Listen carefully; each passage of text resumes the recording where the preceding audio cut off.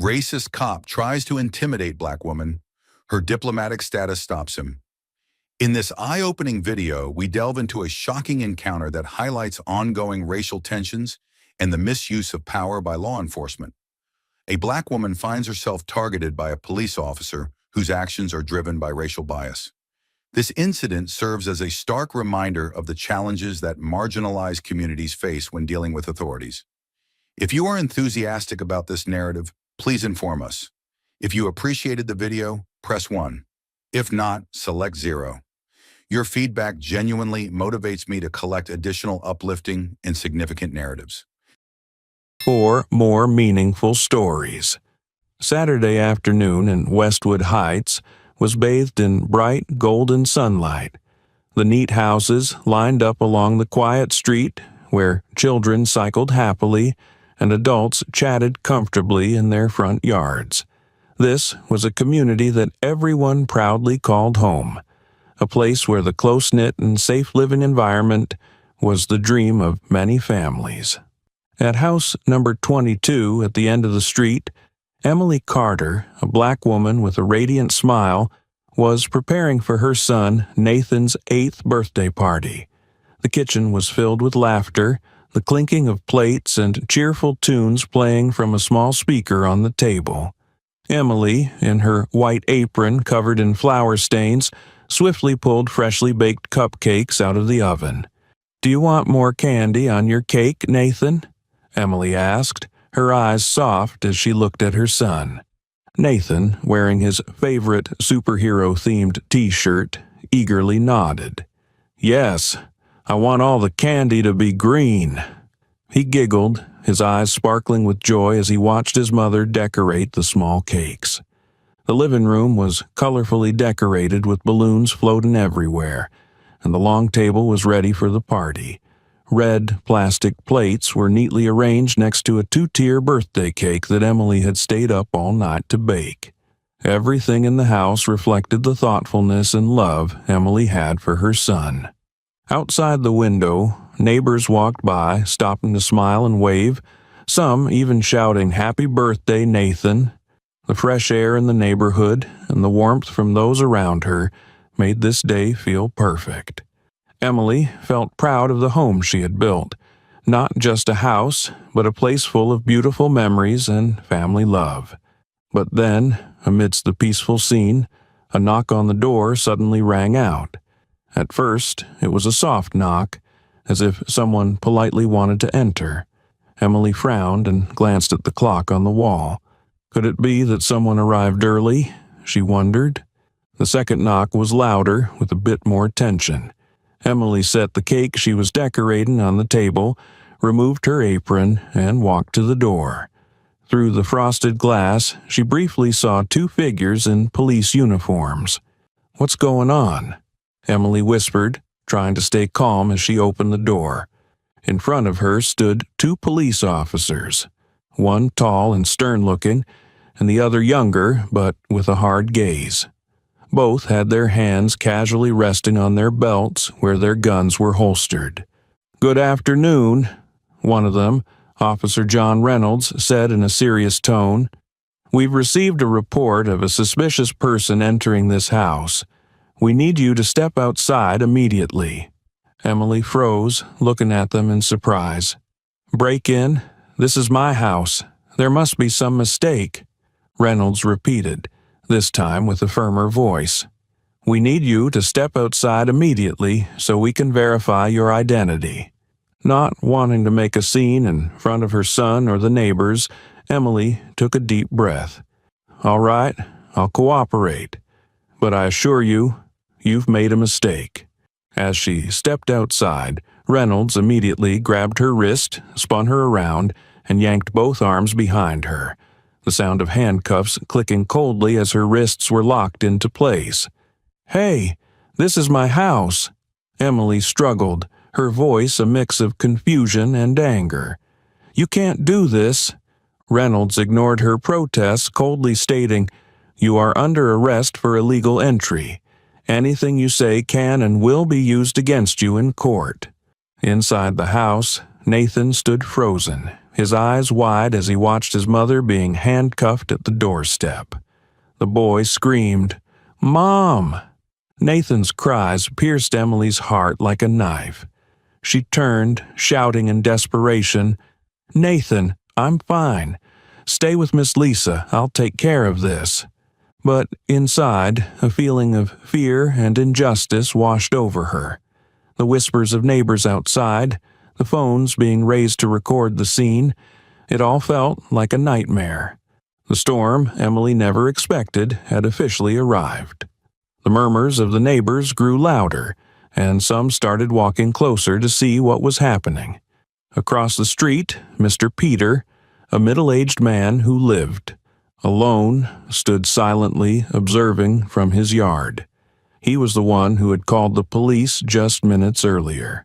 When Peter saw an unfamiliar man enter Emily's house, a family friend who had arrived early to help with the party preparations, he immediately became suspicious. In his eyes, anyone unfamiliar with the neighborhood was someone to be investigated. When he saw Emily talking to this man through the door, despite the clear scene of a birthday party, Peter decided to call the police, reporting that a suspicious person was breaking into the house. Officers Reynolds and Martinez responded to the call and arrived on the scene. But instead of checking the information or approaching cautiously, they acted solely on Peter's unfounded report. Reynolds, who led the charge, was very determined. "This is a situation that needs to be handled immediately," he told Martinez as they approached Emily's house. "We can't let an intruder slip away." As soon as Emily stepped outside, Martinez quickly realized that this wasn't a typical break-in. He glanced over Emily's shoulder, noticing the house was decorated for a birthday party. But he didn't dare speak up due to Reynolds's decisiveness. "This is exactly what we were told," Reynolds asserted, his voice firm. "This house doesn't seem to belong to you. Now, you need to explain why you're here." Emily looked at the officers in surprise. "I don't need to explain anything. This is my house. My son is in there and we're just having a birthday party." But her explanation had no effect. Reynolds interrupted. "We don't have time for arguments. Step away from the house now." Not wanting to escalate the situation further, Emily complied. But as soon as she stepped across the threshold, Reynolds twisted her arm behind her and handcuffed her tightly. "What are you doing?" Emily screamed, both scared and furious. "This is my house. Check my papers or ask the neighbors, they all know me." "You are resisting an officer," Reynolds responded coldly. "If you don't cooperate, we'll add obstruction to the charges." Martinez stood silently, clearly uncomfortable, but said nothing. The crowd of neighbors was growing larger, some raising their phones to record the scene. Whispers and discontent spread everywhere. "This is Emily. She's lived here for so long. This is ridiculous. Why didn't they check before arresting her?" Inside the house, Nathan stood as if frozen. He looked through the door, tears welling up as he saw his mother handcuffed and dragged away in front of everyone. Miss Lisa, Nathan's caretaker, quickly embraced him, trying to comfort him. "I want Mom," Nathan screamed, trying to run outside, but Lisa held him back. Emily turned back, her eyes blazing as she glared at Reynolds. "Can't you see? It's my son's birthday. This is my house." Reynolds remained unfazed. "Everything will be cleared up at the station. Now, you need to stay quiet." His cold words felt like a deep insult to Emily. She lifted her head, looking straight at Martinez, and said, her voice full of anger, "Do you think this is right? Can't you see everything around you? Please, think about it." Martinez avoided her gaze, clearly hesitant. But before he could say anything, Reynolds pulled Emily toward the patrol car, ignoring all the pleas and dissatisfaction from the crowd. Next door, Peter still stood there, his face expressionless as he watched the events unfold. He never imagined that his call would lead to this. A mother being arrested right in front of her son, in front of the entire neighborhood. The storm of injustice had now spread, and it was just beginning. The murmurs of the crowd grew louder as Emily was led out of the house.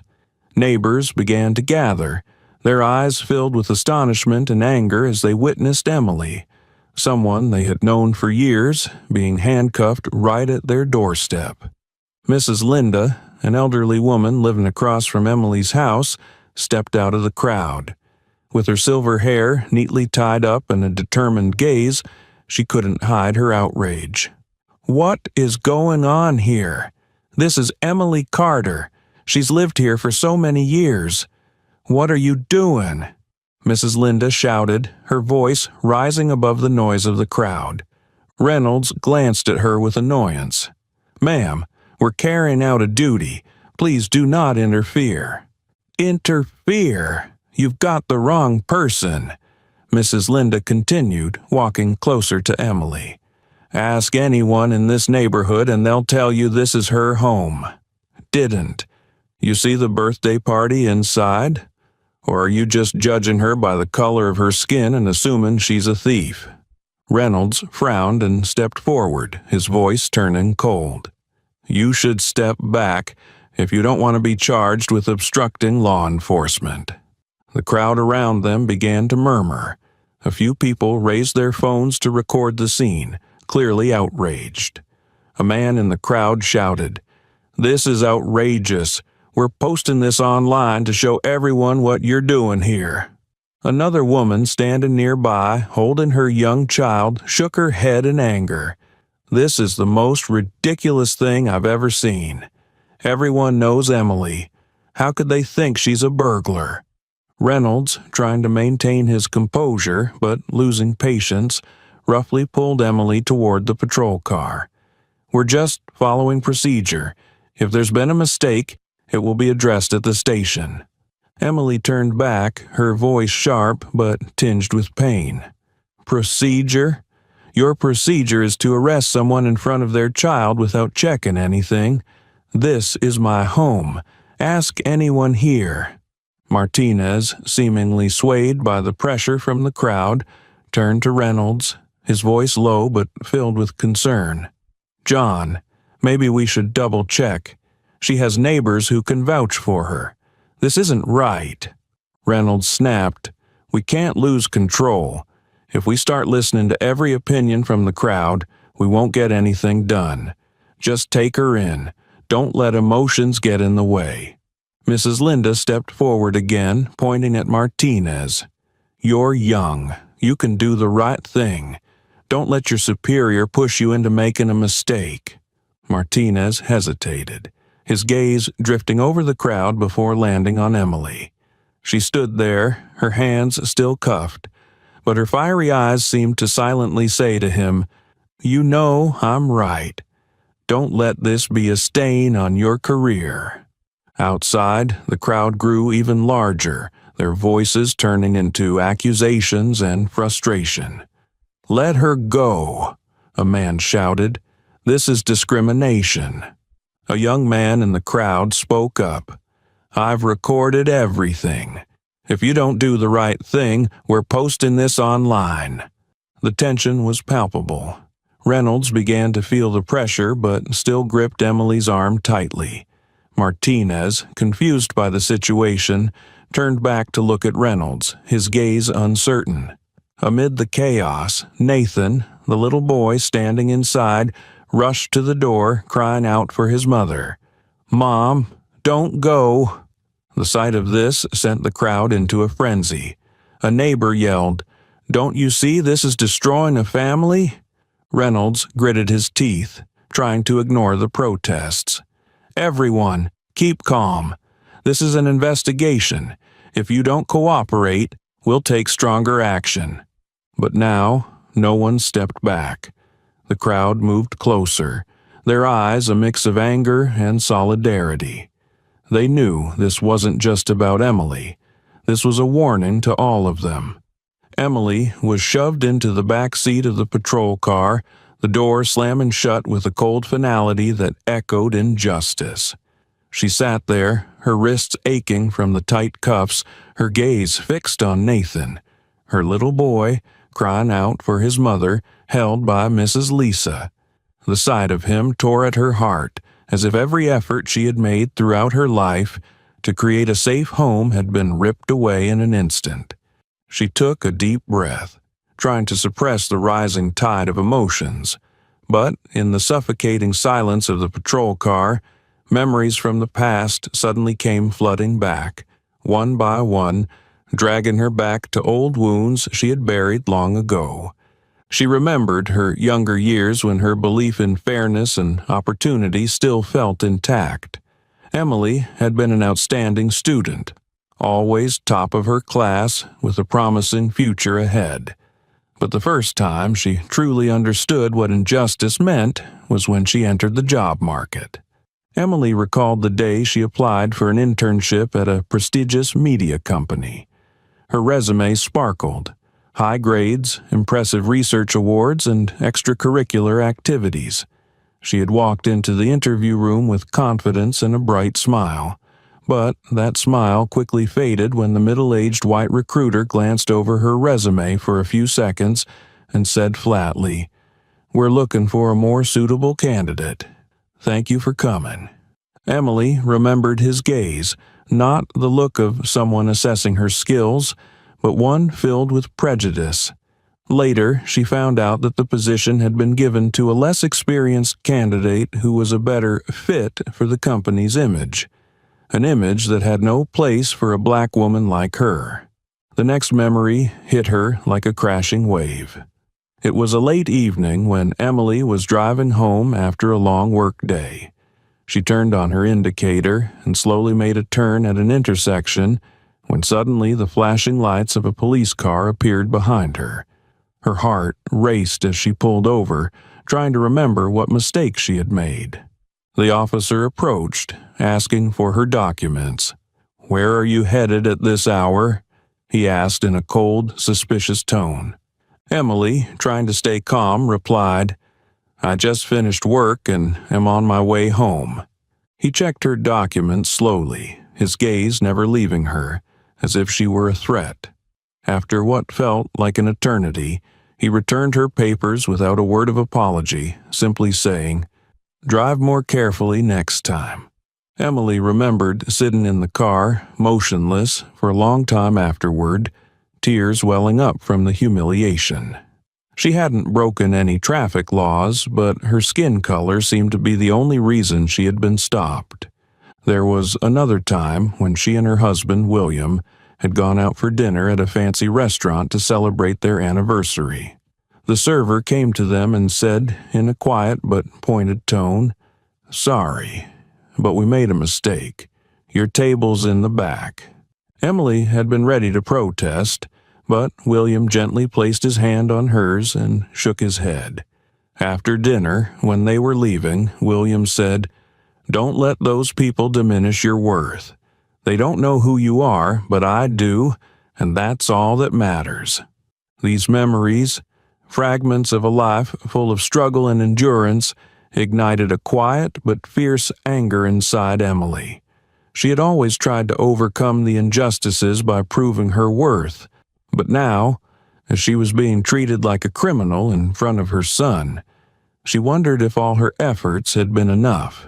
Through the patrol car window, Emily saw Mrs. Linda still standing there, her eyes full of rage and determination, along with other neighbors recording the incident on their phones. Emily could feel their support, and it gave her strength.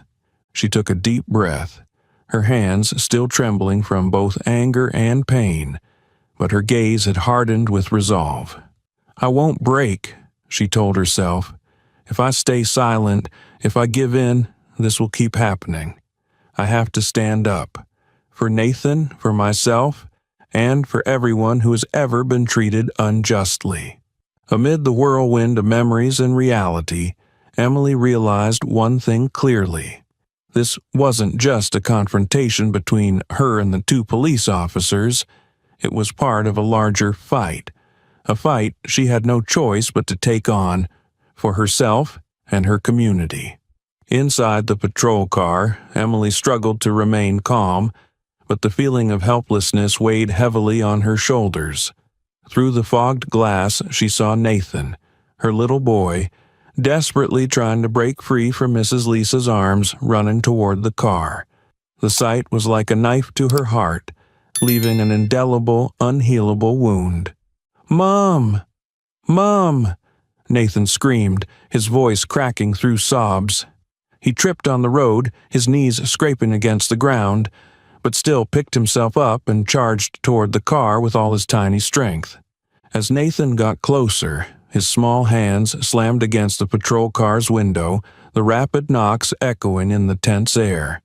"Let my mom go!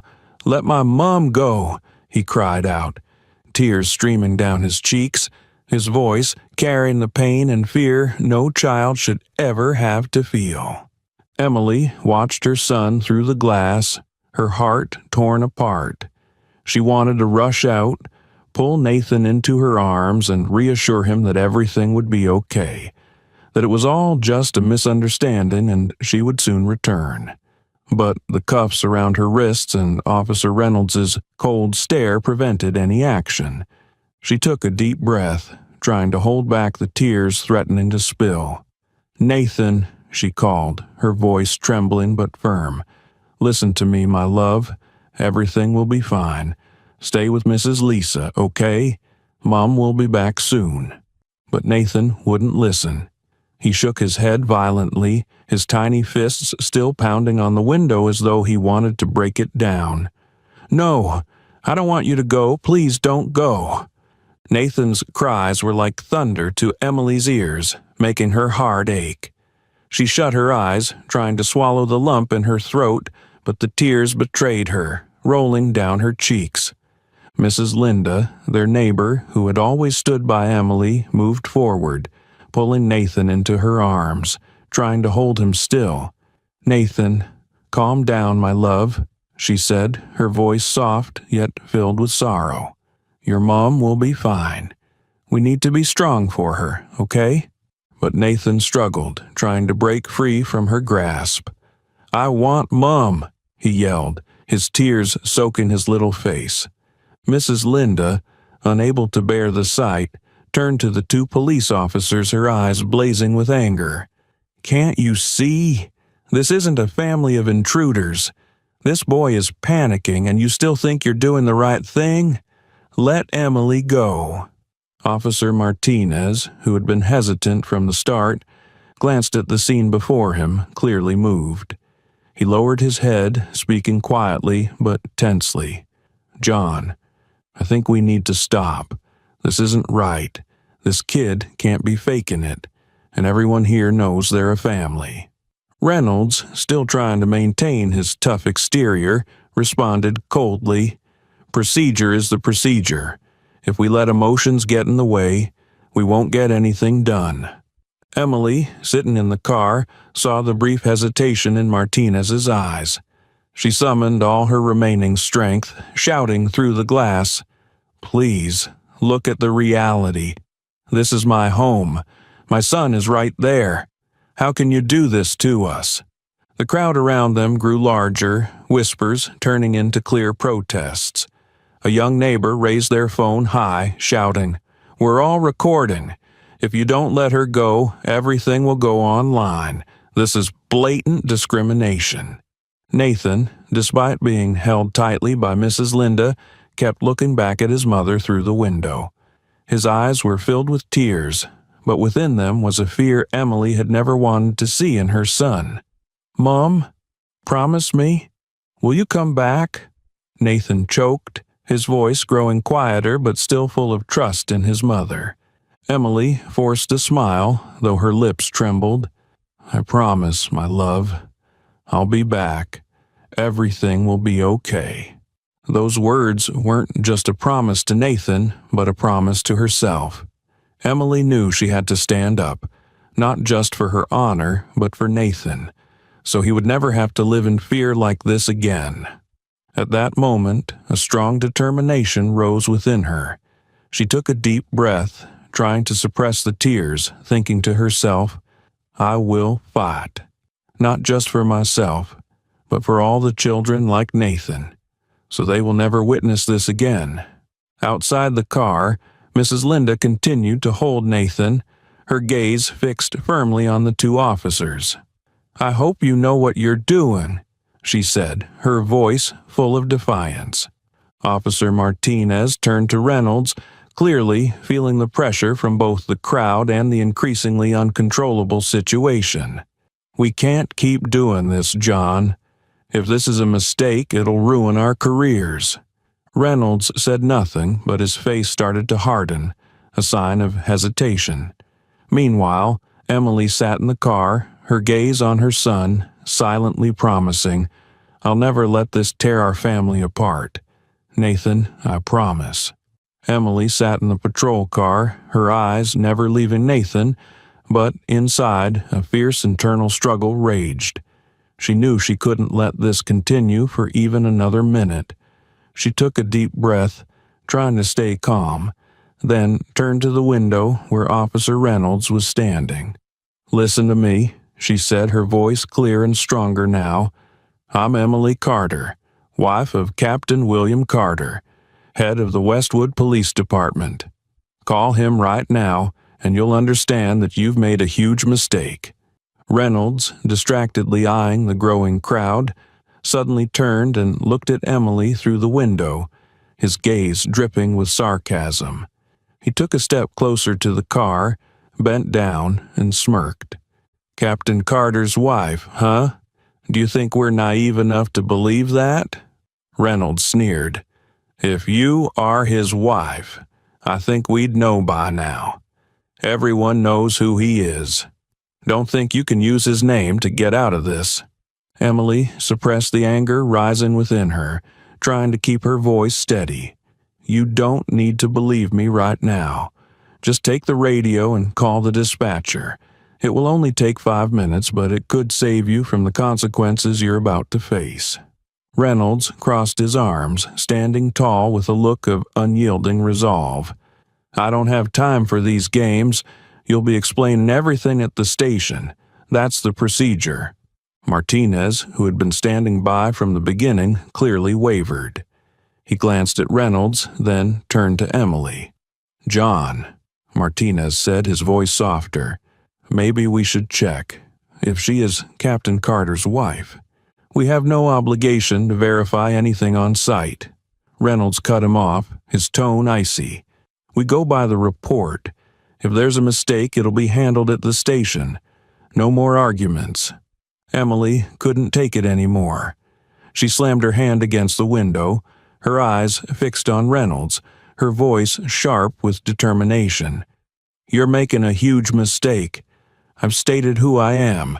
I asked you to verify it, but you refused. If you don't do it now, I promise you'll regret it. Reynolds frowned, clearly thrown off by Emily's unwavering confidence, but he still kept his cold demeanor. Look, if you keep making this harder, I'll add obstruction to your file. Don't think I won't. That threat only fueled the fire. Emily leaned back in her seat, trying to control her emotions. Through the glass, she saw the crowd outside growing larger. Some neighbors started shouting louder. This is Emily Carter. Everyone knows her. Please double-check. An older man in the crowd shouted angrily, This is her home. Why aren't you doing your job properly and sticking to the rules? Martinez, unable to ignore the pressure from both Emily and the crowd, finally said, John, it's just one call. We lose nothing. If she's lying, we can continue. But if she's right, we'll be in big trouble. Reynolds looked at Martinez with clear disapproval, but finally sighed. He grabbed the radio, his voice reluctant. Fine, but I'm warning you. If this is just a bluff, she won't get away with it. Emily sat up straight, her eyes resolute, her face a mix of confidence and righteous anger. She stared at Reynolds, her voice unshaken. You'll have to learn to take responsibility. One day, you'll realize that procedures can't hide injustice. Reynolds pressed the button on the radio and spoke curtly. "Dispatcher, verify a woman named Emily Carter, who claims to be the wife of Captain William Carter. Request urgent confirmation." A flat voice came over the radio. "Received. Please hold for a moment." At that moment, everything seemed to freeze. All eyes were on Reynolds and Martinez. The crowd grew quieter, only murmurs remaining. Emily felt her heart race, but she showed no sign of worry. She knew the truth would come out, and that would change everything. But she also knew that what she wanted wasn't just to prove herself right. It was to expose a larger issue, the injustice she and people like her had to endure every day. And then the radio crackled again. "Confirmation. Emily Carter is the wife of Captain William Carter. Immediate release requested and awaiting further instructions." The words were like a thunderclap in the sky. Reynolds stood frozen, his eyes wide with shock. Martinez took a step back, clearly overwhelmed by what he had just heard. Inside the car, Emily stared directly at Reynolds without uttering a word, but her gaze seemed to say, "I warned you." When the voice from the radio crackled again, confirming that Emily was indeed the wife of Captain William Carter, the space around them seemed to freeze for a few seconds. Everyone, from the crowd of neighbors to the two police officers, fell silent, stunned by the truth that had just been revealed. Reynolds stood motionless, his hand still holding the radio, his eyes vacant as if he couldn't believe what he had just heard. Martinez, who had been wavering before, now took a step back, his face showing clear signs of confusion and embarrassment. Outside, the silence didn't last long. The crowd quickly erupted into an angry wave. Shouts and criticisms grew louder. "See? We told you. She told you to check from the start. Why did you have to wait until now? What are you doing? This is clear racism." A man in the crowd raised his phone and shouted, "Everything is recorded. It's all going online. We won't let this go." Reynolds, sweat beginning to bead on his forehead, turned to Martinez, his voice trembling. We were just following protocol. This is a mistake. We didn't know." But before he could finish, the door of the patrol car swung open. Emily stepped out, standing tall, her cold gaze sweeping over the two officers. "I told you," she said, her voice clear and strong, but not raised. "You will regret your actions." Her words hit like a sentence, resonating through the tense air. Reynolds lowered his head, while Martinez could only stand there, motionless. Emily turned to face the crowd, her eyes meeting each person looking at her with empathy and anger on her behalf. She took a deep breath and spoke, her voice filled with confidence and determination. "This is not just about me," she said, her voice ringing out, causing the crowd to fall silent to listen. "Today, I'm the one humiliated in front of my son, treated like a criminal in my own home. But you know what? I'm not the first. And if we don't do something, I won't be the last." The crowd nodded, some people shouting, "That's right. We're here for you." Emily continued, her voice growing stronger. "We've suffered enough. These actions are not mistakes. They are the result of prejudice, of injustice ingrained in the system. We cannot remain silent anymore." At this moment, Reynolds turned to Martinez, trying to find an excuse. We didn't intend to offend. This was just..." Emily cut him off, her sharp gaze fixing directly on him. "Your intentions don't matter. The result was that I was handcuffed in front of my son. The result is that you ignored everything I said, all the clear evidence from this community. That is unacceptable." Suddenly, applause erupted from the crowd, quickly spreading. The cheers and clapping gave Emily new strength. At that moment, A black SUV with the police department's logo screeched to a halt at the scene. When the vehicle stopped, the door swung open and a man stepped out. It was Captain William Carter, a tall figure with a cold face and eyes full of authority. "William," Emily called, her voice finally softening as if her strength was renewed by the sight of her husband. Captain Carter walked directly toward Reynolds and Martinez, ignoring the tension surrounding them. His sharp gaze swept over the two officers, his voice low but powerful. "Who is responsible here?" Reynolds stepped forward, stammering, "Sir, this is a mistake. We were just—" "A mistake?" Carter interrupted, his voice filled with restrained anger. "A mistake you didn't bother to check her identity? A mistake that led to handcuffing my wife in front of my son? This isn't a mistake. It's negligence." Martinez, standing beside him, lowered his head, trying to speak but failing to find words. Captain Carter looked directly at Reynolds, his voice cutting through the air. "Uncuff her. Now." Reynolds, his face flushed, hurriedly stepped forward to remove the cuffs from Emily. As the cuffs fell to the ground, Emily gently rubbed her wrists, then lifted her head to look straight at Reynolds. "Remember this moment," she said, her voice unwavering. "It will be a lesson you will never forget." The crowd erupted in applause and cheers. The words of sympathy and support for Emily rang out endlessly. But in her eyes there was no joy, only determination. She knew that what had just happened was only the beginning of a much larger struggle. Suddenly, a black SUV with the police department logo rushed to the scene, the sound of its tires screeching on the road silencing the crowd. The door of the vehicle opened, and from inside, Captain William Carter stepped out, tall and upright in his neat police uniform. His face was cold, but his eyes showed restrained anger like a storm waiting to explode. All eyes turned toward Captain Carter, and the crowd seemed to part, giving him space as he walked toward Reynolds and Martinez. Emily, still standing tall among the neighbors, looked at her husband with a mixture of relief and pain. William stopped in front of the two officers, his gaze like a blade sweeping over each of them.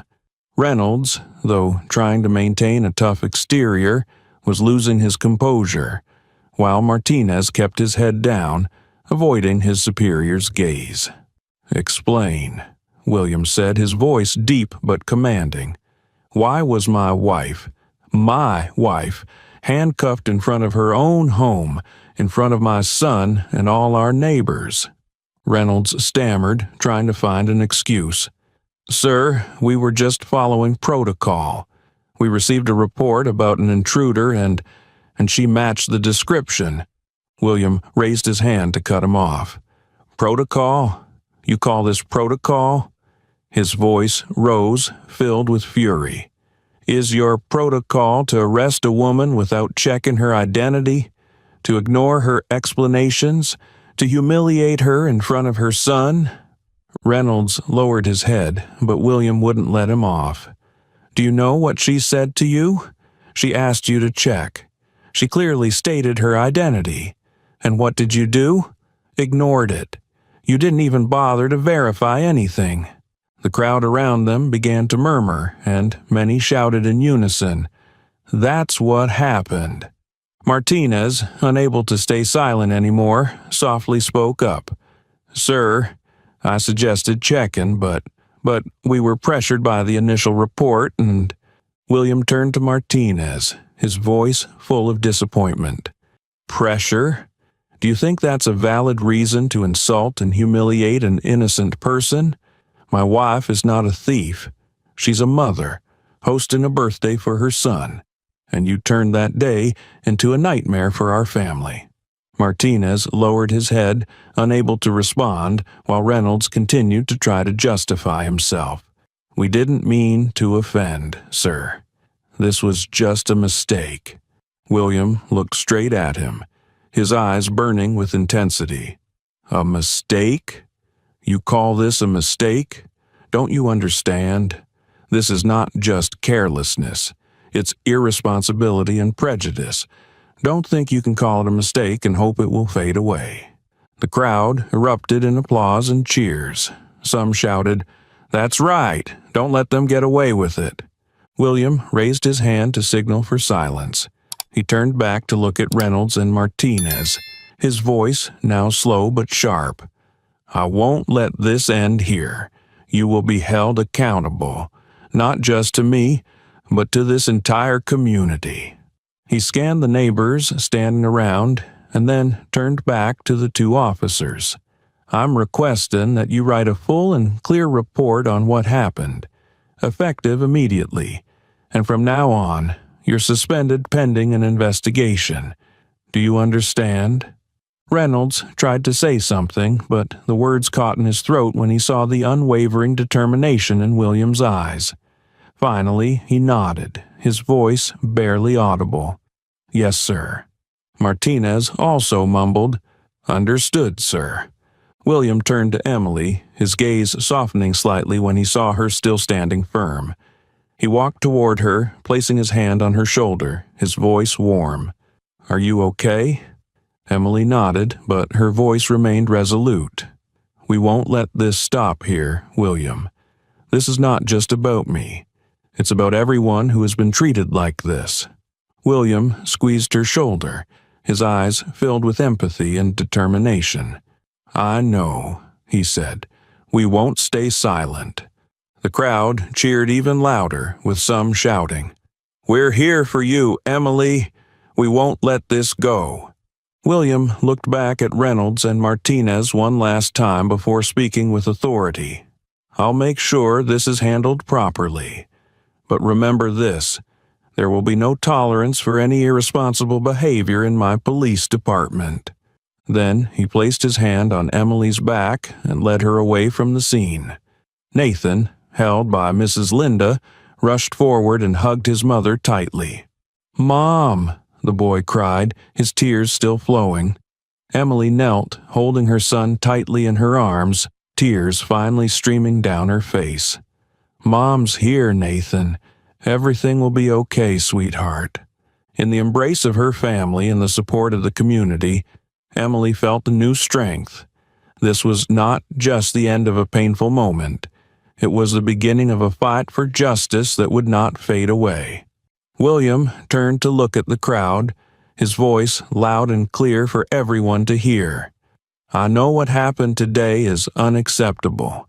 I apologize to all of you and especially to my wife, Emily, for the failure of the system that I am responsible for.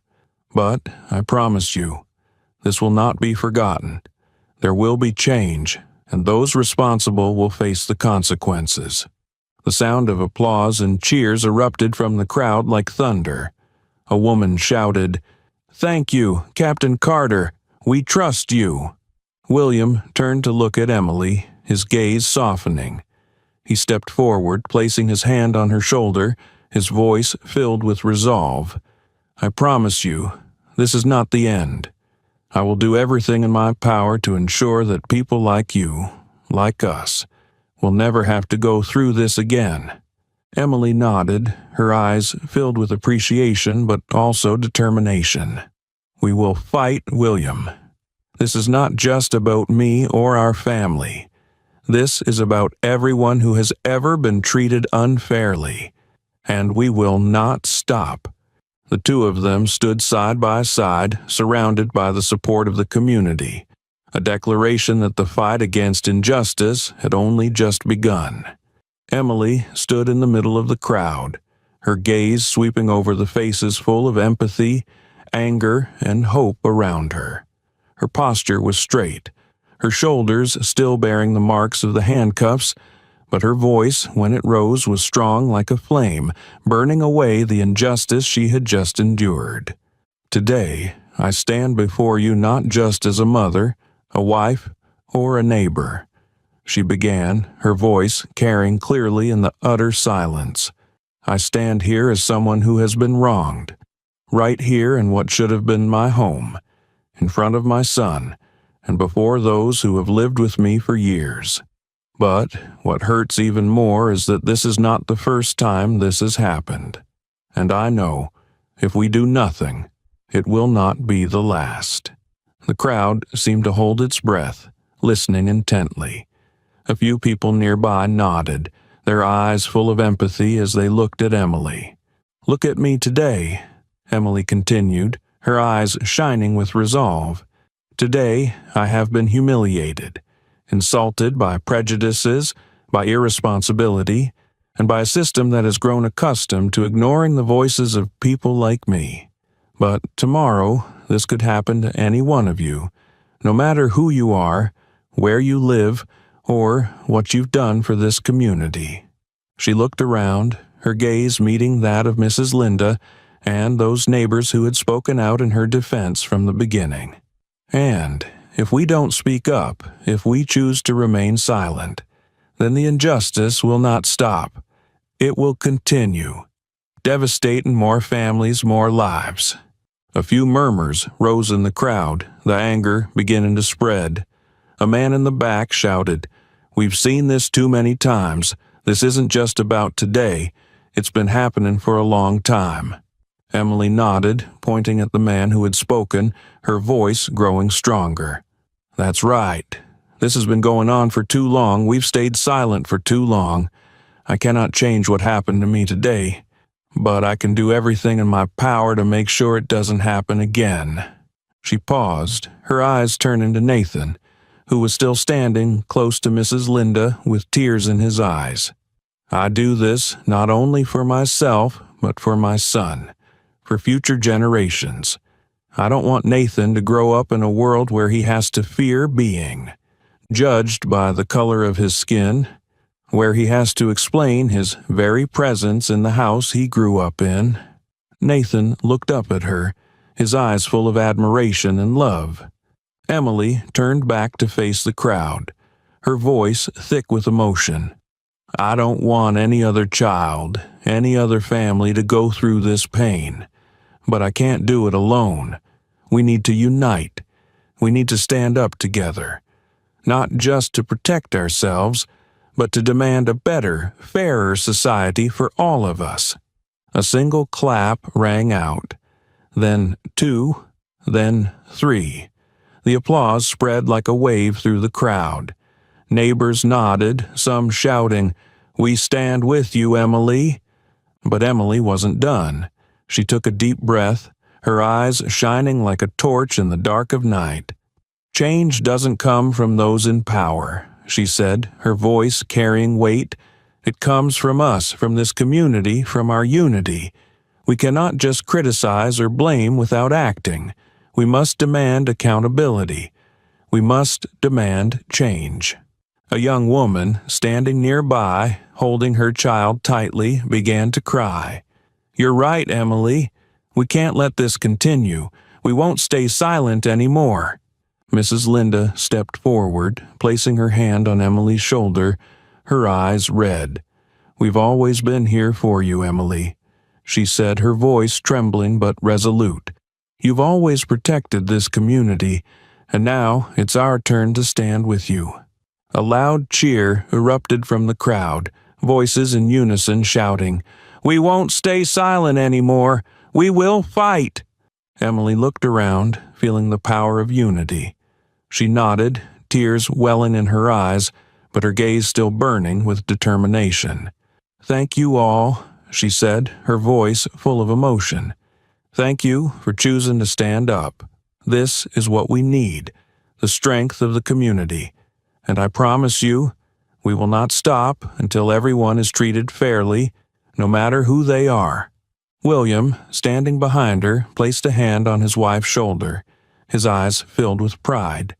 He looked at the crowd and added, his voice ringing out, "She's right. Change doesn't come from just one person. It comes from all of us. We will do everything we can to ensure justice is served, not just here, but everywhere." The crowd responded with louder cheers and clapping. Several neighbors stepped forward, embracing Emily, patting her on the back as if to give her even more strength. Nathan ran over, hugging his mother tightly, his small voice filled with trust. "I'm proud of you, Mom." Emily bent down, hugging her son tightly, the tears finally falling. But these were tears of strength, hope, and determination. In the arms of her family and surrounded by the strong support of the community, Emily felt a new strength.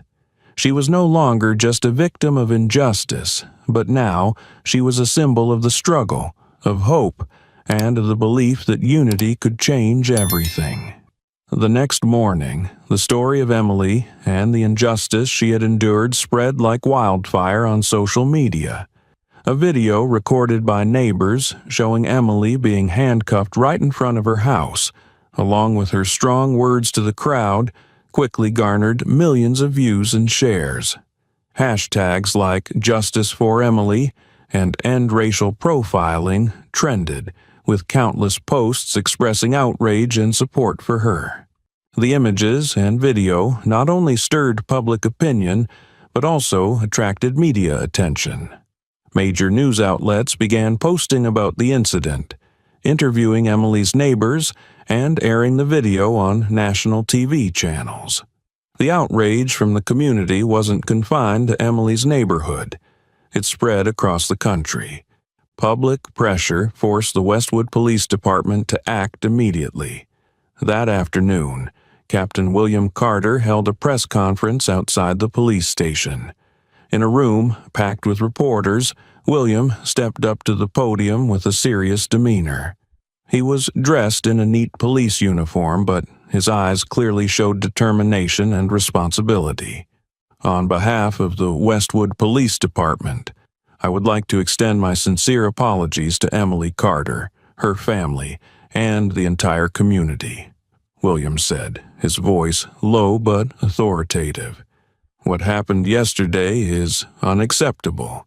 It was not just a personal mistake, but a failure of the system that we are responsible for improving." William paused for a moment, his gaze sweeping over the reporters who were attentively recording his every word. "I want to publicly announce that, effective immediately, the two officers involved in this incident, John Reynolds and Michael Martinez, have been suspended pending an internal investigation. This investigation will be carried out thoroughly and transparently, and those who violated the rules will be held accountable under the law." William continued, his tone becoming stronger. "But this is not just an issue of two individuals. This is a matter of an entire system.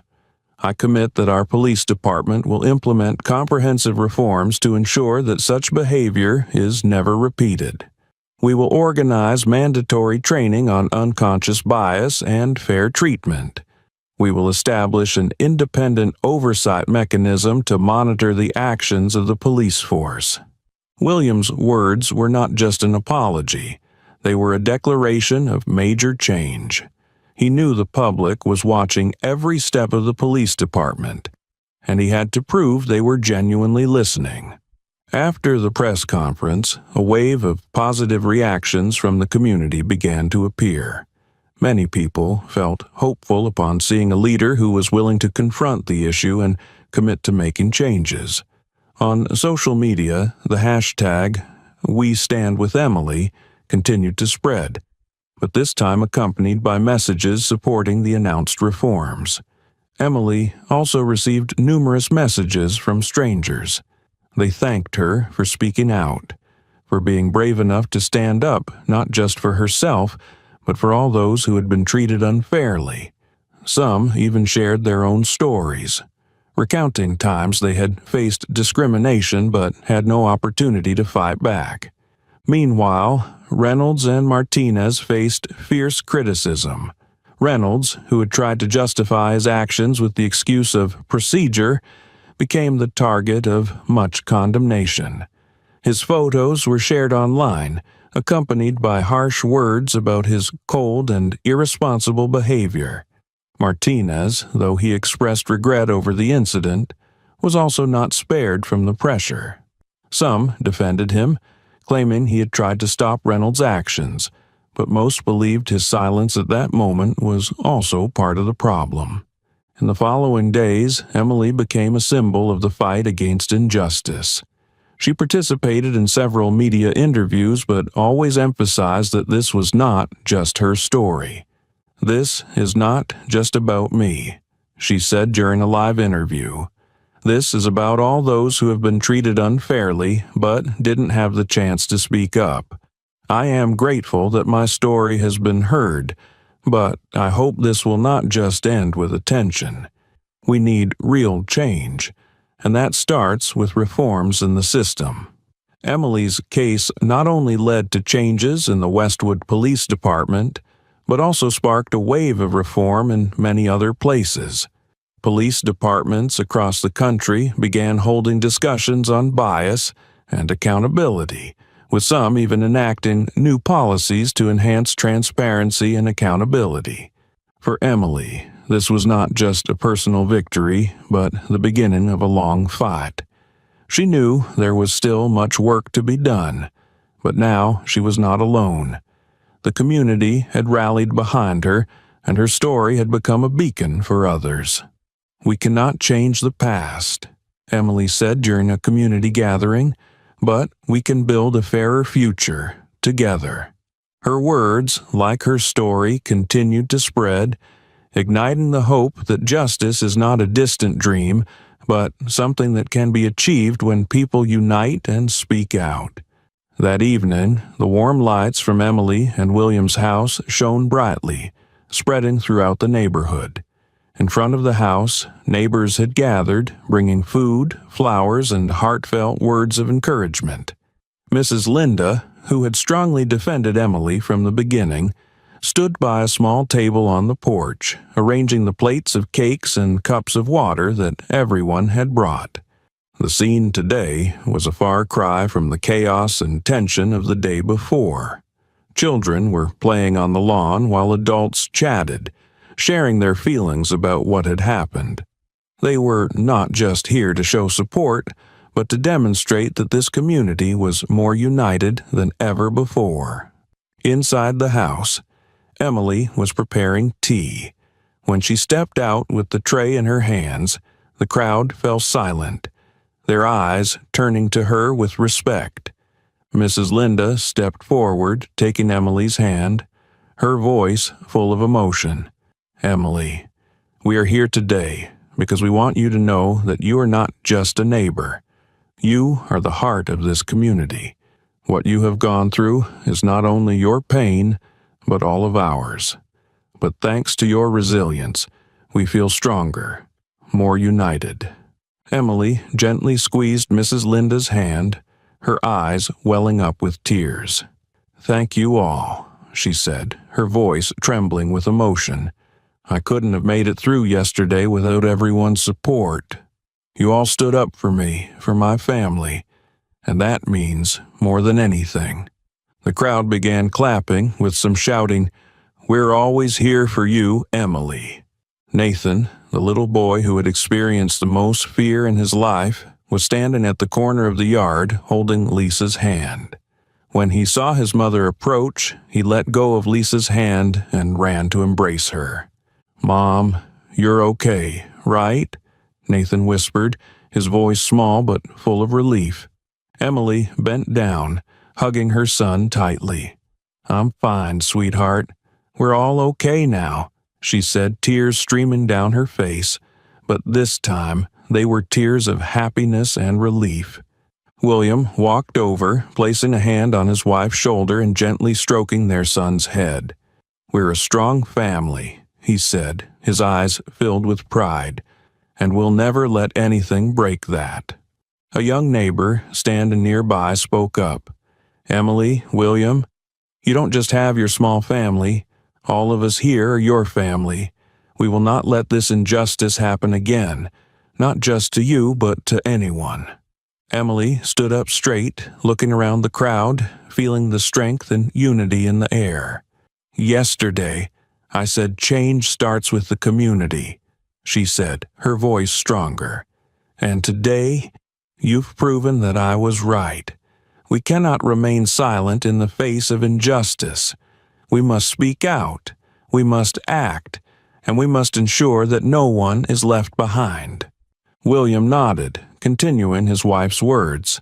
"I promise, as a husband, a father, and a leader in this police department, I will do everything to ensure justice is served. But that can't happen without your support. Our unity is our greatest strength."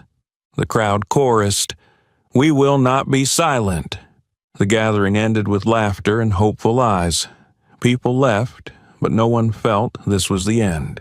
They knew that today something had changed in this community, and perhaps in society as a whole. When the house returned to quiet, Emily and William stood together on the porch, watching Nathan play with the birthday toys he hadn't opened the day before. William turned to Emily, his voice calm but certain. "This isn't the end. You know that, right?" Emily nodded, her eyes full of determination. "Yes, but it's the beginning, and we won't stop. Not just for ourselves, but for all those who need us."